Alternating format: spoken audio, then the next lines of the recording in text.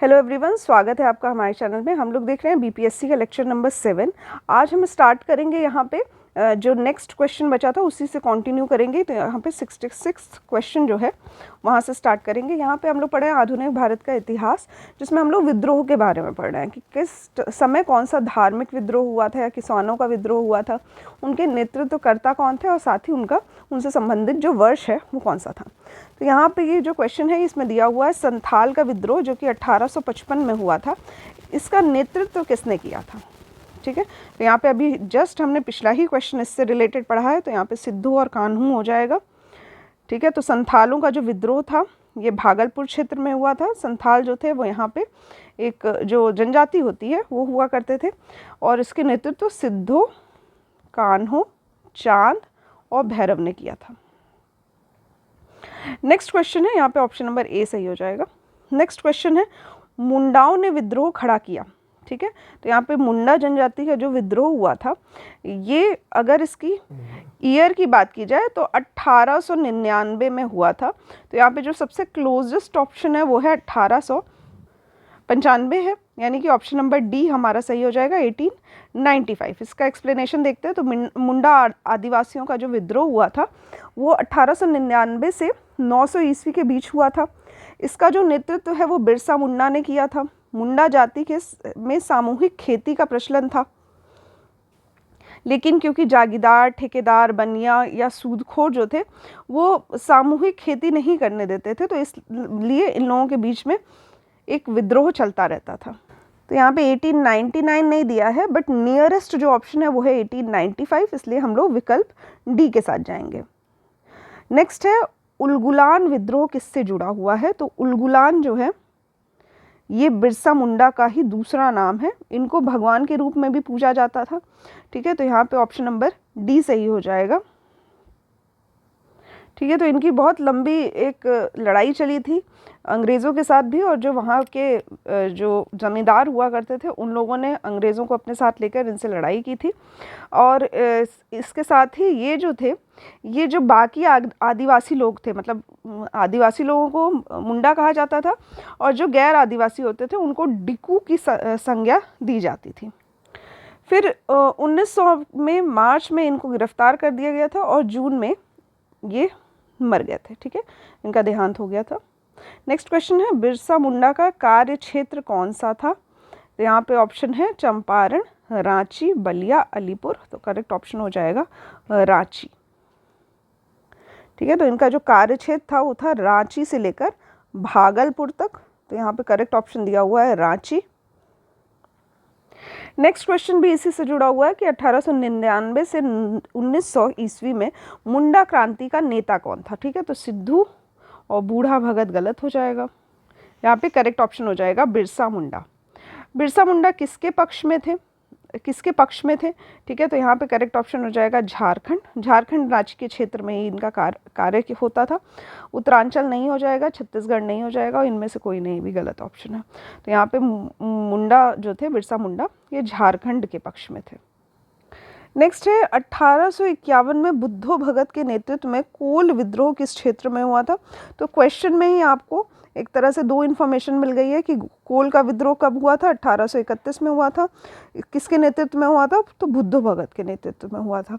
किस क्षेत्र में हुआ था? तो सिंहभूम में हुआ था। ठीक है, जो भी ऑप्शंस हैं उनमें जो सबसे नियरेस्ट है वो है सिंहभूम। तो यहाँ पे छोटा नागपुर रीजन में हुआ था। सिंहभूम, पलामू, हजारीबाग, मानभूम क्षेत्रों में ये जो विद्रोह था देखा गया था। 1831 में बुद्धो भगत के द्वारा शुरू किया गया था। बाद में इनके मृत्यु के उपरांत इसका जो संचालन है वो गंगा नारायण के द्वारा किया गया था। ये जो विद्रोह है ये थोड़ा रुक के चला था, मतलब 1831 में हुआ था, फिर इसके बाद 1848 में भी चलता रहा था ये। तो ये इनका जो विरोध था वो ईस्ट इंडिया कंपनी के अगेंस्ट था। नेक्स्ट है हौज विद्रोह। हौज विद्रोह का जो टाइमलाइन है वो है 1820 से 21। ठीक, याद रखिएगा। हौज विद्रोह जो था ये परगना, संथाल परगना में हुआ था, यानी कि देखा जाए तो बंगाल के क्षेत्र में हुआ था, संथाल रीजन में हुआ था। तो यहाँ पे ये करेक्ट ऑप्शन है ऑप्शन नंबर सी, 1820 से 21 हौज विद्रोह।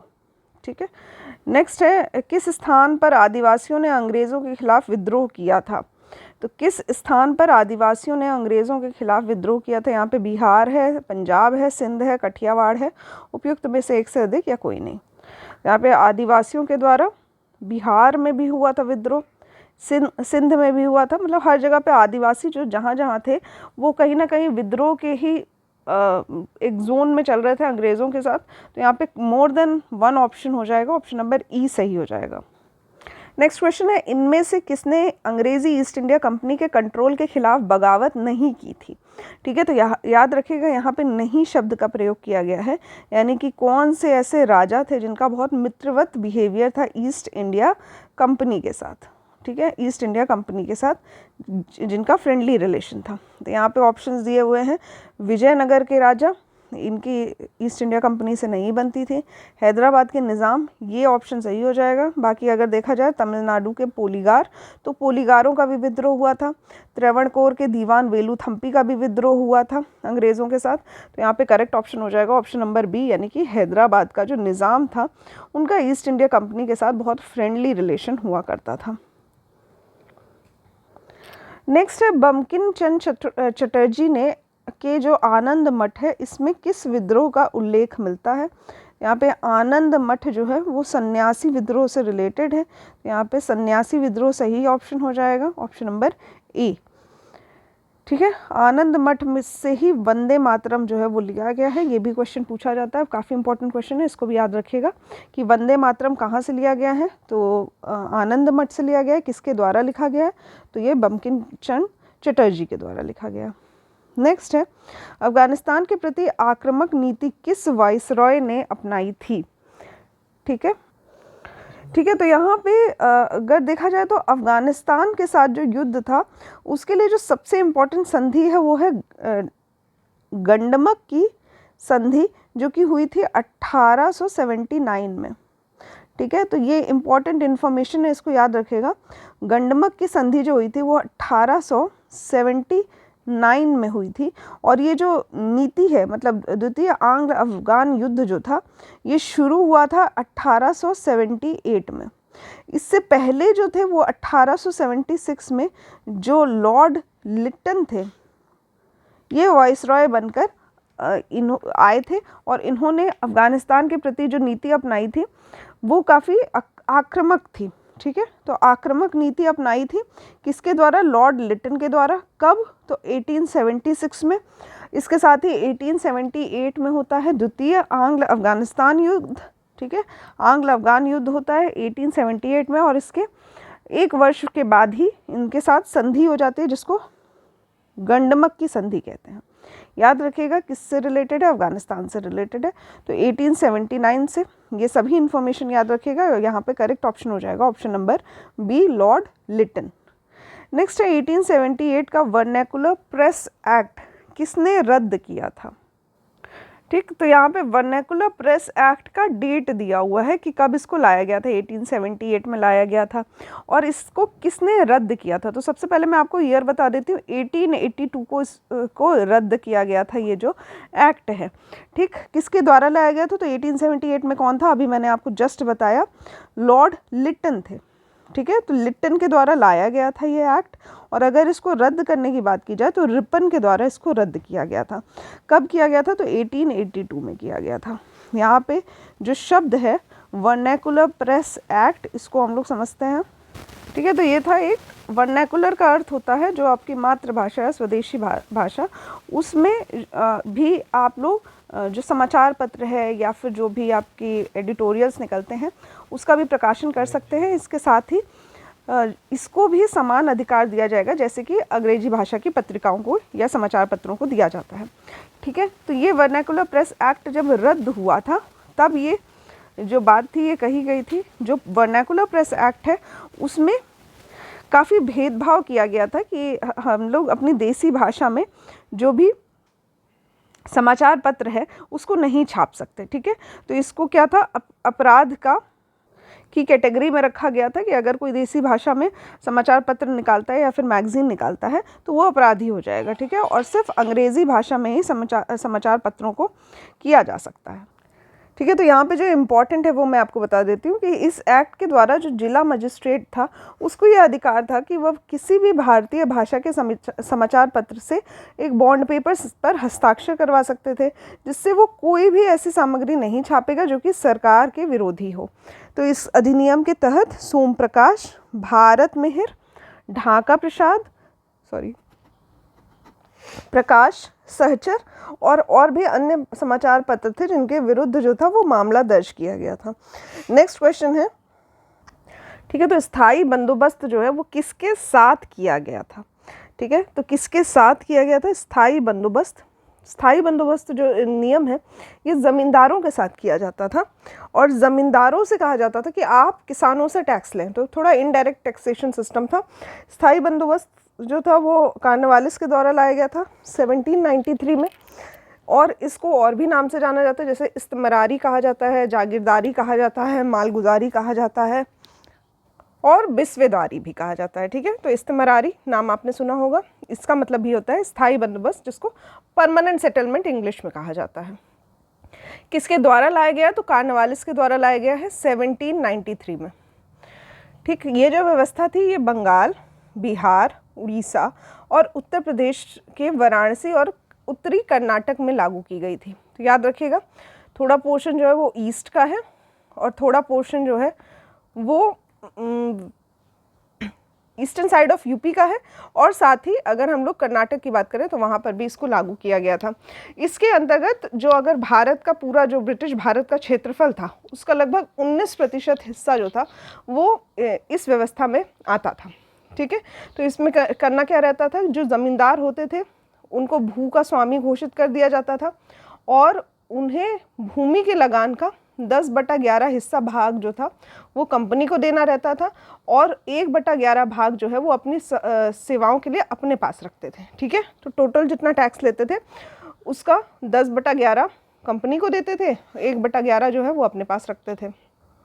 नेक्स्ट क्वेश्चन है, बिहार में परमानेंट सेटलमेंट लागू करने का कारण था। ठीक, तो यहाँ पे कारण दिए गए हैं, तो यहाँ पे सही ऑप्शन है जमींदारों के लिए जमीन पर वंश परंपरागत अधिकार को स्वेच्छा से हस्तांतरित करने का अधिकार। ठीक है, तो ज़मींदार जो होते थे वो ज़मीन के मालिक हुआ करते थे और इस ज़मीन पर, इस भूमि पर जो किसान होते थे वो आके खेती करते थे, और जो किसान खेती करता था तो उपज का कुछ भाग जो था जैसे कि 1/11 भाग वो ज़मींदार को देता था और ज़मींदार जो है जो 10/11 भाग था वो कंपनी को देता था।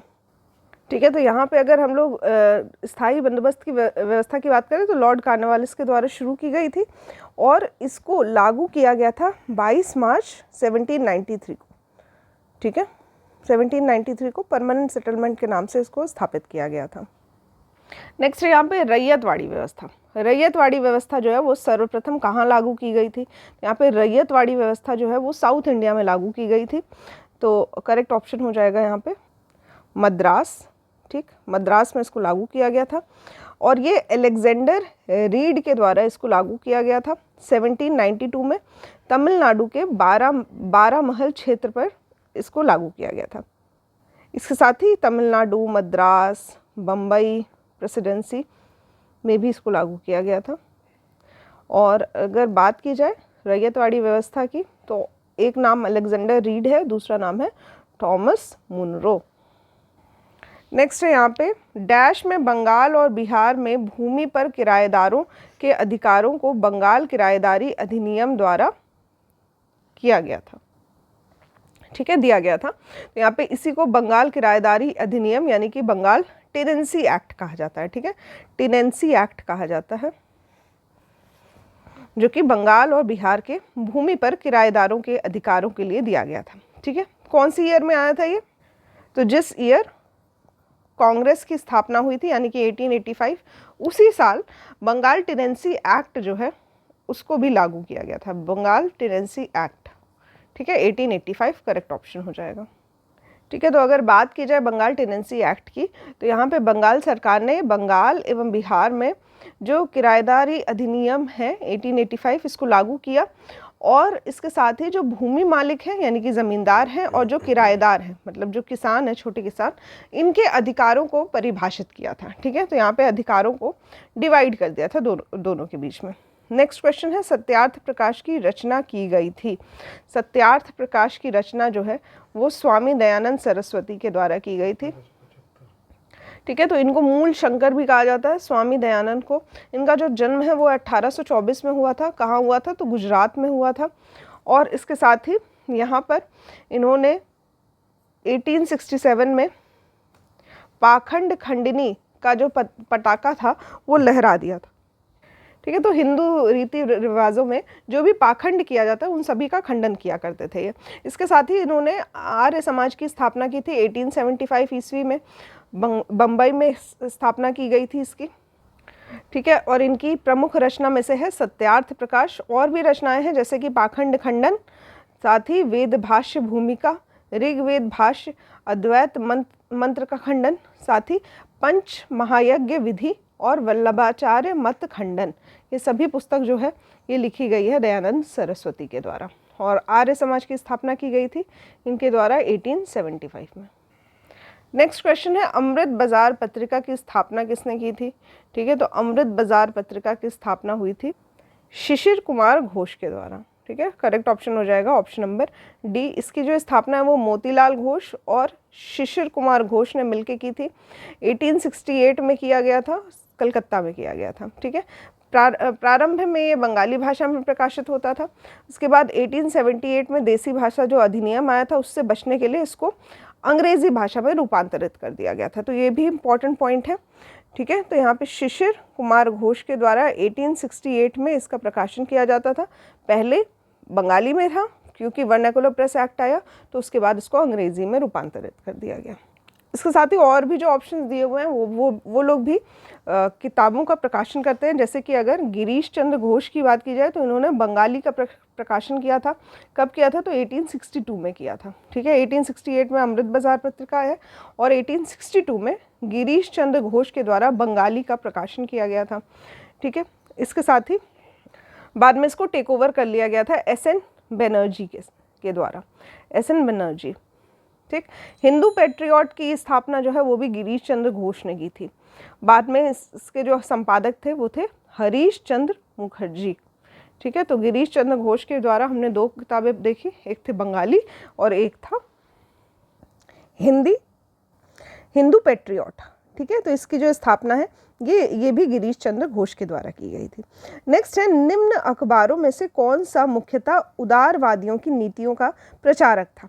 ठीक है, तो यहाँ पे दो तरह की नीति थी, एक थी उदारवादी, उग्रवादी। तो यहाँ पे उदारवादी मतलब मॉडरेट्स के जो नीतियाँ थीं उनका प्रचारक कौन था? तो यहाँ पे लीडर, सही ऑप्शन हो जाएगा लीडर। ठीक, और इसके जो संपादक थे, ये एक समाचार पत्र था जिसके संपादक थे मदन मोहन मालवीय। इसके साथ ही अगर और किताबों की बात की जाए, इसकी दो बातें हैं। या अगर हम बात करें न्यूज़पेपर की, न्यू इंडिया नाम का जो समाचार पत्रिका थी जो कि डेली आती थी, वो एनी बेसेंट के द्वारा आती थी, एनी बेसेंट के द्वारा। और अगर हम लोग मैगज़ीन की बात करें जो कि साप्ताहिक हुआ करती थी, वो बिपिन चंद्र पाल के द्वारा आया करती थी। ठीक है, तो बिपिन चंद्र पाल के द्वारा जो मैगज़ीन थी वीकली वो आया करती थी न्यू इंडिया नाम से। ठीक है, तो न्यू इंडिया में कंफ्यूज मत होइएगा, इससे जुड़े हुए दो नाम हैं। अगर हम डेली की बात करें तो डेली में आती है एनी बेसेंट। ठीक, साप्ताहिक पत्रिका की बात करें तो आते हैं बिपिन चंद्र पाल। ठीक, और इसके साथ ही यंग इंडिया की बात की जाए तो ये एक साप्ताहिक पत्रिका थी जिसके प्रकाशन जो था वो महात्मा गांधी के द्वारा किया जाता था। नेक्स्ट क्वेश्चन है, 19वीं शताब्दी के धर्म एवं समाज सुधार आंदोलनों ने जनसंख्या के किस वर्ग को मुख्यतः आकर्षित किया था? तो यहाँ पे ऑप्शंस दिया हुआ है बुद्धिजीवी यानी कि इंटेलेक्चुअल वर्ग जो था, नगरीय उच्च जातीय, नेक्स्ट है निर्धन सर्वसाधारण वर्ग यानी कि जनरल जो लोग थे, पुअर जनरल कैटेगरी, और साथ ही अनदर ऑप्शन है उदार रजवाड़े। तो जो मॉडरेट्स थे वो तो अंग्रेज़ों के साथ थे और उनकी जो नीतियाँ थी वो डिफरेंट हुआ करती थी। पर अगर धर्म और समाज सुधार आंदोलनों की बात की जाए तो इसमें इंटेलेक्चुअल्स शामिल थे, इसके साथ ही नगरीय उच्च जातियाँ भी शामिल थी, जो अर्बन हाई कास्ट लोग थे वो भी शामिल थे, और जो पुअर जनरल वर्ग था यानी कि निर्धन सर्वसाधारण वर्ग था वो भी शामिल था। तो 1, 2, 3 सही हो जाएगा। ये ऑप्शन उदार रजवाड़े जो थे वो अंग्रेज़ों का ही साथ दिया करते थे, वो ऐसे कोई धर्म और समाज सुधार आंदोलनों से प्रभावित नहीं थे। नेक्स्ट क्वेश्चन है भारतीय पुनः जागरण आंदोलन के पिता कौन थे? ठीक है, तो सबसे पहले जिसने पुनः जागरण या फिर रेनेसा की बात कही थी वो थे राजा राम मोहन रॉय। ठीक है, तो इन्हें ही भारतीय पुनः जागरण आंदोलन के पिता के रूप में माना जाता है। नेक्स्ट क्वेश्चन है निम्नलिखित में से कौन आत्मीय सभा के संस्थापक थे? ठीक है, तो आत्मीय सभा के संस्थापक कौन थे? राजा राम मोहन रॉय थे। ठीक, करेक्ट ऑप्शन हो जाएगा ऑप्शन नंबर ए। हिंदू धर्म के एक ईश्वरवाद मत का प्रचार करने के लिए इन्होंने 1815 में जो युवा समर्थक थे उनके सहयोग से आत्मीय सभा की स्थापना की थी। याद रखिएगा 1815 या फिर 16 भी कहा जाता है। आत्मीय सभा की स्थापना की गई थी राजा राम मोहन रॉय के द्वारा।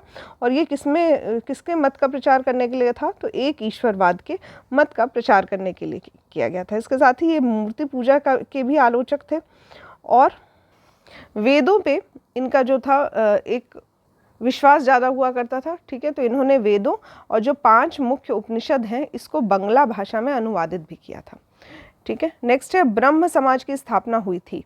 तो ब्रह्म समाज की स्थापना राजा राम मोहन रॉय के द्वारा की गई थी और ये 1828 में किया गया था। ठीक है, तो इसीलिए ये स्टार मार्क्ड क्वेश्चन है क्योंकि सही ऑप्शन जो है उसमें नियरेस्ट 27 भी हो सकता है, 29 भी हो सकता है, लेकिन इसका जो स्थापना है वो 20 अगस्त 1828 को किया गया था, ब्रह्म समाज की स्थापना, जिसको पहले इसको ब्रह्म सभा कहा जाता था, बाद में इसका नाम ब्रह्म समाज हो गया। नेक्स्ट क्वेश्चन है राजा राम मोहन रॉय के द्वारा ब्रह्म समाज की स्थापना कब की गई थी? तो 1828 में की गई थी। ठीक है, तो वही एक ईश्वरवाद पे विश्वास करना, साथ ही जो भी भ्रांतियां हैं हिंदू धर्म से रिलेटेड उसको दूर करना और मूर्ति पूजा का विरोध करना। ठीक है, तो ऑप्शन नंबर सी हमारा सही हो जाएगा। सती को गैर कानूनी किसने घोषित किया? ठीक है, तो सती प्रथा पहले चला करती थी जिसको गैर कानूनी घोषित कर दिया गया था विलियम बेंटिक के द्वारा, और इसमें भी कहीं ना कहीं योगदान जो था वो राजा राम मोहन रॉय का था। ठीक है, तो दिसंबर 1829 को एक अधिनियम आया था जिसमें सती प्रथा पर प्रतिबंध लगा दिया गया था। पहले ये जो प्रतिबंध था वो सिर्फ बंगाल में लगाया गया था, बट इसके 1 वर्ष बाद 1830 में बम्बई और मद्रास प्रेसिडेंसी में भी इसको लागू कर दिया गया था। नेक्स्ट है प्रार्थना समाज के संस्थापक कौन थे? यहाँ पे प्रार्थना समाज दिया हुआ है। ठीक, इसके संस्थापक थे आत्माराम पांडुरंग, यानी कि ऑप्शन नंबर ए हमारा सही हो जाएगा। इसकी स्थापना का वर्ष अगर देखा जाए तो 1867 में जो इसकी स्थापना है वो आत्माराम पांडुरंग के द्वारा की गई थी, लेकिन जो प्रेरणा स्रोत थे वो थे आचार्य केशव चंद्र सेन। ठीक, तो आचार्य केशव चंद्र सेन पहले ये ब्रह्म समाज से जुड़े हुए थे, बाद में उनकी मृत्यु के बाद ठीक तो साधारण ब्रह्म समाज से भी रिलेटेड रहे हैं केशव चंद्र सेन। मतलब जो ब्रह्म समाज था वो आगे चल के 2 हिस्सों में बट गया था। एक था आदि ब्रह्म समाज जिसके जो संस्थापक बन गए थे वो थे देवेंद्र नाथ टैगोर, और अगर बात की जाए साधारण ब्रह्म समाज की तो वो केशव चंद्र सेन के द्वारा उसकी स्थापना की गई थी। नेक्स्ट क्वेश्चन है 19वीं शताब्दी के उत्तरार्ध में नव हिंदूवाद के सर्वश्रेष्ठ प्रतिनिधि कौन थे? ठीक है, तो न्यू हिंदुज़म के जो प्रतिनिधि थे वो थे स्वामी विवेकानंद। ठीक है, स्वामी विवेकानंद, और इन्होंने रामकृष्ण मिशन की स्थापना की थी 1897 में की थी अपने गुरु की स्मृति में। ठीक है, तो अपने गुरु की स्मृति में गुरु जो थे वो थे राम कृष्ण परमहंस। ठीक, तो इन्होंने और भी कई काम किए, जैसे 1893 में ये शिकागो गए थे जहाँ पे इन्होंने पार्लियामेंट ऑफ रिलीजन में अपना एक भाषण भी दिया था। नेक्स्ट क्वेश्चन है इनमें से किसने 1893 में शिकागो में आयोजित धर्म संसद में भाग लिया था? ठीक, तो किसने लिया था? अभी जस्ट हमने पढ़ा, यहाँ पे भाग लिया गया था स्वामी विवेकानंद के द्वारा। ठीक है, स्वामी विवेकानंद के द्वारा। नेक्स्ट है स्वामी विवेकानंद ने रामकृष्ण मिशन की स्थापना की थी किस वर्ष में? तो 1897 में की थी। ठीक है, 1897 में स्थापना हुई थी रामकृष्ण मिशन की। नेक्स्ट क्वेश्चन है दयानंद सरस्वती द्वारा स्थापित किया गया था, तो यहाँ पे आर्य समाज की स्थापना जो है वो दयानंद सरस्वती के द्वारा की गई थी। ठीक, तो ये जो आर्य समाज है 1875 में इसकी स्थापना हुई थी। कहाँ हुई थी? बम्बई में हुई थी। फिर 1877 में, मतलब 2 वर्ष के बाद, इसका जो मुख्यालय है वो लाहौर में स्थापित कर दिया गया था। ठीक है, तो लाहौर में स्थापित करने के बाद इसका जो प्रचार प्रसार था वो ज़्यादा तेज़ी से हो पाया। इन्होंने नारा भी दिया था, वेदों की ओर चलो। तो किसके द्वारा दिया गया था? यहाँ पे दयानंद सरस्वती के द्वारा। इसके साथ ही इन्होंने मूर्ति पूजा का विरोध किया था, बहुदेववाद का भी विरोध किया था, अवतारवाद का, पशु बलि का, श्रद्धा, तंत्र मंत्र, झूठे कर्मकांड, इन सभी को स्वीकार नहीं किया था। नेक्स्ट क्वेश्चन है 1873 में सत्य शोधक समाज की स्थापना किसने की थी? यहाँ पे करेक्ट ऑप्शन हो जाएगा ज्योतिबा फूले के द्वारा स्थापना की गई थी। कब हुआ था? तो 1873 में सत्य शोधक समाज की स्थापना की गई थी। इन्होंने कई शक्तिशाली गैर ब्राह्मण आंदोलनों का संचालन भी किया था। ठीक, तो ये देखा जाए तो लोअर कास्ट के हुआ करते थे और इन्होंने कई पुस्तक भी लिखी है, जैसे कि गुलामगिरी, और साथ ही सत्य शोधक समाज बनाकर भी इन्होंने पाखंडी जो ब्राह्मण थे या फिर जो अवसरवादी धर्म के ग्रंथ थे उन प्रतिबंध लगाए या उनकी आलोचना की। ठीक है, नेक्स्ट है सत्यशोधक समाज की स्थापना किसने की थी? तो यहाँ पे अगेन हो जाएगा आंसर ज्योतिबा फूले। कब किया गया था? तो 1873 में, 1873 में। नेक्स्ट क्वेश्चन है थियोसॉफिकल सोसाइटी की स्थापना किसने की थी? तो यहाँ पे थियोसॉफिकल सोसाइटी की स्थापना मैडम H.P. ब्लावेट्स्की के द्वारा की गई थी। ठीक है, तो ऑप्शन नंबर ए हमारा सही हो जाएगा। अगर हम इंडिया में बात करें तो थियोसॉफिकल सोसाइटी इंडिया में स्थापना जो है वो इनके द्वारा 1882 में किया गया था और न्यूयॉर्क में 1875 में। ठीक है, तो इनके साथ एक और नाम है कर्नल ऑलकॉट का। ऑलकॉट जो थे इनके द्वारा न्यूयॉर्क में स्थापना की गई थी 1875 में और इंडिया में मद्रास के पास अडियार नामक स्थान पे स्थापना की गई थी 1882 में। ठीक है, बाद में इससे जो एनी बेसेंट है वो भी इस सोसाइटी से जुड़ गई थी। नेक्स्ट क्वेश्चन है भारतीय राष्ट्रीय कांग्रेस की प्रथम महिला अध्यक्ष कौन थी? तो यहाँ पे करेक्ट ऑप्शन हो जाएगा श्रीमती एनी बेसेंट। ठीक है, तो यहाँ पे एनी बेसेंट जो थी वो आंग्ल आयरलैंड से थी और इन्होंने भारतीय राष्ट्रीय कांग्रेस की पहली महिला अध्यक्ष बनी थी 1917 में। इसके साथ ही 1916 में इन्होंने होम रूल लीग की स्थापना की थी। ठीक है, तो 1917 में भारतीय राष्ट्रीय कांग्रेस की पहली महिला अध्यक्ष बनी थी। ठीक, और ये जो भारतीय राष्ट्रीय कांग्रेस का जो सेशन है ये कलकत्ता में हुआ था। ठीक है, 1917 में। वहीं अगर बात की जाए 1925 में, जो कि कानपुर में होता है भारतीय राष्ट्रीय कांग्रेस का अधिवेशन, 40वां अधिवेशन होता है और इसका जो अध्यक्षता है वो सरोजनी नायडू करती हैं। ये दूसरी महिला अध्यक्ष बनती हैं, सरोजनी नायडू। नेक्स्ट है भारतीय राष्ट्रीय कांग्रेस की प्रथम महिला अध्यक्ष कौन थी? यहाँ पे प्रथम महिला हो जाएंगे एनी बेसेंट 1917, दूसरी हो जाएंगी सरोजनी नायडू 1925। नेक्स्ट क्वेश्चन है भारत में नारी आंदोलन इनकी प्रेरणा से प्रारंभ हुआ। ठीक, तो यहाँ पे ज्योतिबा फूले जो है उन्होंने ही नारी आंदोलन से रिलेटेड कार्य जो है वो किया है। तो यहाँ पे देखा जाए ज्योतिबा फूले और इनकी जो पत्नी थी सावित्रीबाई फूले, इन दोनों लोगों ने मिलकर महिलाओं और दलितों के उत्थान के लिए काफ़ी कार्य किए हैं। ठीक है, तो इनसे रिलेटेड जो भी सामाजिक बुराइयां थी उनको दूर करने की कोशिश की। इन्होंने लड़कियों के लिए एक स्कूल भी खोला था 1848 में। ठीक है, तो ये भारत में लड़कियों के लिए पहला स्कूल था। इसके साथ ही एक और बात है, अगर क्वेश्चन आता है आधुनिक भारत में महिला आंदोलन की प्रेरणा स्रोत कौन थी, तो उसमें नाम आता है रमाबाई रानाडे का। ठीक है, तो यहाँ पे ये गोविंद रानाडे की पत्नी थी, महादेव गोविंद, जिनको MG रानाडे भी कहा जाता है, उनकी पत्नी थी रमाबाई रानाडे। इन्हें भी प्रेरणा स्रोत माना जाता है, लेकिन यहाँ पे विकल्प में दिया नहीं है उनका नाम, तो हम लोग ज्योतिबा फूले याद रखेंगे। ठीक है, यहाँ पे पद्माबाई रानाडे दिया है तो ये नाम गलत है। ठीक है, इनका नाम था रमाबाई। ठीक, नेक्स्ट है प्रार्थना समाज, यंग इंडिया, लोकहितवादी, सत्यशोधक समाज, रहनुमाई मजदेवसन सभा के लिए निम्न विकल्पों में से सही संयोजन पहचानिए। ठीक है, तो प्रार्थना सभा की स्थापना आत्माराम पांडुरंग के द्वारा की गई थी। यंग इंडिया जो है वो मोहनदास करमचंद गांधी का है। अगर लोकहितवादी की बात की जाए तो गोपाल हरि देशमुख हो जाएंगे और सत्यशोधक समाज अभी हमने देखा ज्योतिबा फूले इससे रिलेटेड है। रहनुमाई मजदेवसन सभा जो है ये दादा भाई नौरोजी के द्वारा स्टार्ट किया गया था। तो यहाँ पे हो जाएगा नौरोजी फुरदोंजी। ठीक है, तो यहाँ पे ऑप्शन नंबर बी जो है हमारा सही हो जाएगा। ठीक है, तो यहाँ पे प्रार्थना समाज की स्थापना जो है आचार्य केशव सेन की प्रेरणा से आत्माराम पांडुरंग के द्वारा स्थापित किया गया था 1867 ईस्वी में। ठीक है, तो 1867 में। इसके साथ ही अगर हम बात करें सत्यशोधक समाज की, तो 1873 में सत्यशोधक समाज की स्थापना ज्योतिबा फूले के द्वारा की गई थी। 1851 में नारोजी ने एक पारसी सहयोगियों के द्वारा रहनुमाई मजदेवसन सभा की स्थापना की थी। और लोकहितवादी की बात की जाए तो गोपाल हरि देशमुख जो हैं, इनको लोकहितवादी नाम से जाना जाता है, महाराष्ट्र में के एक समाज सुधारक थे। नेक्स्ट है नाई धोबी बंद। ये जो सामाजिक बॉयकॉट है का एक स्वरूप था जो कि 1919 में किसके द्वारा चलाया गया था। ठीक है, तो यहाँ पे नाई धोबी बंद सामाजिक बॉयकॉट का एक स्वरूप 1919 में किसानों के द्वारा प्रतापगढ़ जिले में चलाया गया था। ठीक है, तो ऑप्शन नंबर ए हमारा सही हो जाएगा।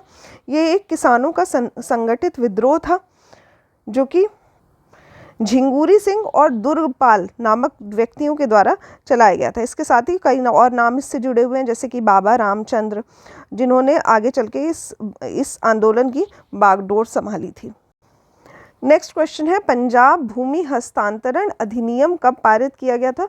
तो 1900 में पारित किया गया था। करेक्ट ऑप्शन हो जाएगा ऑप्शन नंबर सी।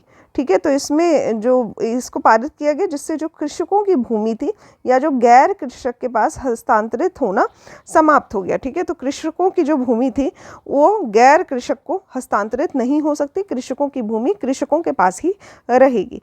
ये क्या था, पंजाब भूमि हस्तांतरण अधिनियम 1900। नेक्स्ट है अवध के एका आंदोलन का उद्देश्य क्या था। ठीक है, तो एका आंदोलन जो है 1920-21 में चलाया गया था, अवध में चलाया गया था।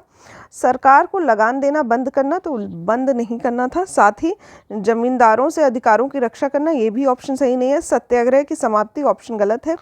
नेक्स्ट है लगान का नकद में परिवर्तन, ये उद्देश्य था एका आंदोलन का जो कि 1921 या 22 में चलाया गया था। इसका नेतृत्व जो है वो पिछड़ी जाति के मदारी पासी ने किया था। तो मदारी पासी के द्वारा एका आंदोलन जो है चलाया गया था और इसका जो मुख्य केंद्र था वो था हरदोई, बाराबंकी, बहराइच, सीतापुर। ठीक है, तो किसानों की जो मुख्य शिकायतें थी वो थी लगान में बढ़ोतरी और उपज के रूप में लगान में बढ़ोतरी। ठीक है, तो उपज के रूप में लगान लिया जाता था और इसके बाद क्या होता था कि उपज का काफ़ी ज़्यादा हिस्सा जो था वो लगान के रूप में चला जाता था। तो इन्होंने इस चीज़ के बारे में फोकस किया कि क्यों ना इसको पैसे के रूप में परिवर्तित कर दिया जाए। तो यहाँ पे बढ़ती महंगाई के कारण लगान को नकद के रूप में रूपांतरण किए जाने के संबंध में ये जो आंदोलन है ये चलाया गया था। नेक्स्ट क्वेश्चन है स्वामी सहजानंद का संबंध था। ठीक है, तो सहजानंद जो है वो किसान आंदोलन से जुड़े हुए हैं और बिहार के किसान आंदोलन से जुड़े हुए हैं। तो यहाँ पे ऑप्शन नंबर सी हमारा सही हो जाएगा। तो बिहार के जो किसान आंदोलन से जुड़े हुए व्यक्ति हैं, बिहार के प्रांतीय किसान सभा की स्थापना भी इन्होंने की थी। स्वामी सहजानंद नाम है इनका और अखिल भारतीय किसान सभा के ये मुख्य नेता भी थे। ठीक है, तो इन्होंने किसानों के लिए इतना कार्य किया है कि इनको किसान प्राण भी कहा जाता है। नेक्स्ट क्वेश्चन है स्वामी सहजानंद निम्न में से किससे संबंधित थे। तो फिर से वही आंसर हो जाएगा, बिहार में जो किसान आंदोलन हुए हैं उनसे संबंधित थे। इनमें से कौन बिहार के किसान आंदोलन के साथ जुड़े हुए थे। तो यहाँ पे ऑप्शन हो जाएगा राजेंद्र प्रसाद। ठीक है, ये बिहार के ही थे और ये बिहार के किसान आंदोलन से जुड़े हुए व्यक्ति थे। ठीक है, बाकी सभी ऑप्शंस जो हैं वो गलत हो जाएंगे। बाद में सितंबर 1946 में जो अंतरिम सरकार का गठन किया गया था उसमें इनको खाद्य एवं कृषि मंत्री भी बनाया गया था। ठीक है, तो इन जो इंटरिम गवर्नमेंट थी, अंतरिम सरकार, उसमें इनको खाद्य और कृषि मंत्री भी बनाया गया था। ठीक, उसके बाद जो संविधान सभा बनी थी उसके ये अध्यक्ष थे और बाद में जब संविधान लागू हो जाता है तो ये भारत के प्रथम राष्ट्रपति बनते हैं। नेक्स्ट क्वेश्चन है सुरक्षा प्रकोष्ठ की नीति संबंधित है। यहाँ पे सुरक्षा प्रकोष्ठ या फिर घेरे की नीति रिंग ऑफ फेंस के नाम से जाना जाता है, रिंग ऑफ फेंस पॉलिसी, ये वॉरेन हेस्टिंग के द्वारा चलाई गई थी। ठीक है, तो यहाँ पे वॉरेन हेस्टिंग और साथ ही वेलेजली जो है वो संबंधित हैं रिंग ऑफ फेंस नीति से। ठीक है, तो वॉरेन हेस्टिंग ने मैसूर और मराठों के साथ युद्ध किया। इसके साथ ही जो अन्य भारतीय रियासत थी उनके साथ भी इनके युद्ध हुए। तो जब भी कोई हार जाता था या फिर जब भी ये कोई दूसरा राज्य किसी दूसरे राज्य पे युद्ध करता था, तो ये लोग क्या करते थे, कंपनी जो थी वो राज्य के चारों ओर एक बफर स्टेट, एक मध्य राज्य जिसको बफर स्टेट कहते हैं, उसको बनाने का प्रयत्न करती थी। ठीक है, तो इसका जो उद्देश्य था ये राज्य की रक्षा करना था, इसके साथ ही पड़ोसी राज्य की सीमाओं से रक्षा करना था, जिससे सीमाएं जो थी वो सुरक्षित रह सकें। तो इसमें जो राजा होते थे वो अंग्रेज़ों पे डिपेंडेंट हो जाते थे अपनी सुरक्षा के लिए। ठीक है, तो इसका जो अगर टाइम है वो है 1765 से लेकर 1813 ईस्वी तक सुरक्षा प्रकोष्ठ नीति या फिर घेरे की नीति को अपनाया गया था। ठीक है, नेक्स्ट है हमारा, निम्नलिखित में से किसने बंगाल में द्वैत शासन प्रणाली यानी कि डुअल गवर्नेंस को समाप्त किया था। ठीक है, तो इसमें भी नाम आता है वॉरेन हेस्टिंग का। वॉरेन हेस्टिंग के द्वारा इसको समाप्त किया गया था। किसके द्वारा लाया गया था, तो लॉर्ड कॉर्नवालिस के द्वारा लाया गया था। ठीक है, यहाँ पे कॉर्नवालिस नहीं, यहाँ पे रॉबर्ट क्लाइव के द्वारा 1757 में इसको लाया गया था और वॉरेन हेस्टिंग के द्वारा 1772 में इसको ख़त्म कर दिया गया था। ठीक है, तो यहाँ पे एंड करते हैं हम लोग लेक्चर। यहाँ पे मैं शॉर्ट लेक्चर इसलिए बना रही हूँ क्योंकि स्टार्टिंग के टाइम पे हम लोग 30 से 35 मिनट की क्लास लेंगे, जिसको आपको देखना है और इसके बाद एक बार वीडियो को रिवाइज भी करना है। ठीक है, तो पढ़ते भी रहिए, साथ में रिवीजन भी साथ साथ करते रहिए, और जो भी आपको इम्पॉर्टेंट क्वेश्चन लगते हैं या फिर जो इम्पोर्टेंट पॉइंट लगता है उनको कहीं साथ में नोट डाउन करिए। जैसे जैसे आपका एग्ज़ाम नज़दीक आएगा तो हमारे जो लेक्चर की क्वांटिटी है और जो क्वालिटी है वो भी बेहतर होती हुई आपको दिखेगी। तो हमारे चैनल को सब्सक्राइब करिएगा, साथ ही अगर लेक्चर पसंद आए तो लाइक कर सकते हैं। ठीक है, तो आज के लेक्चर में बस इतना ही। Thank you for watching.